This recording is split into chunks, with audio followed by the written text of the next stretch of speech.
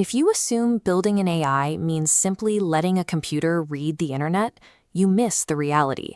It is a digital landfill. It is packed with toxic content, completely unreadable gibberish, and bizarre redundancies, like a single random Amazon product description that has been copy-pasted 61,000 times across different domains. Training an AI on this raw data wastes millions of dollars in compute power. Instead of learning patterns, the model ends up memorizing useless spans of text or regurgitating specific pieces of copyrighted data found in the noise. To prevent this, engineers must extract a pristine, unique dataset from the chaos before the training process ever begins. But you cannot run a standard duplicate check on the whole internet. If you try to compare one web page to every other document to find copies, you create a quadratic equation. Attempting this across billions of documents would require thousands of years of continuous computing. Because traditional computing would take lifetimes, engineers had to invent hyper-fast, probabilistic mathematical shortcuts to cheat the limits of time and make modern AI possible. The first layer of defense is simple counting. Using n-gram models, the system scans incoming text and counts the frequency of specific word sequences. If a sequence matches the statistical patterns of normal English, the system keeps it. If it is a random jumble of letters, it is discarded. But grammatical accuracy is only a baseline. A perfectly structured sentence can still be toxic, explicit, or low value. To identify high-quality content, the system needs deeper classification. Fast text compresses vocabulary into a smaller space, instantly sorting text as safe or toxic. Then importance resampling measures this data against a high-quality target dataset. It dynamically shifts the raw distribution curve to match the target, ensuring a balanced diet of information.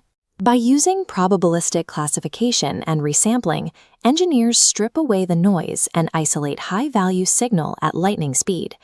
Even after quality filtering, the system must address the millions of exact copies that clutter the web. Documents like terms of service or software licenses appear everywhere, and they must be removed without storing the entire internet in active memory. The Bloom filter uses multiple hash functions to flip specific slots in a memory-efficient bit array from 0 to 1. When a duplicate document passes through, it hits those identical pre-flipped slots and gets deleted. To prevent accidental collisions, engineers expand the grid. The Bloom filter sacrifices absolute certainty for memory efficiency, allowing server farms to scrub petabytes of data without crashing. A more complex challenge arises when documents aren't exact mirrors. If a user copies a web page but deletes a single comma, the mathematical output changes, and standard Bloom filters fail to see the overlap. To find these near duplicates, you would normally measure the Jacquard similarity between every document, but doing that across the whole web would reintroduce the impossible quadratic time problem. Engineers bypass this with min-hash. By randomly shuffling data, hash collision probability equals document similarity. To increase proof, hashes are grouped into bands. This creates a sharp sigmoid curve, allowing systems to instantly reject a 70% match, but delete 99% identical documents.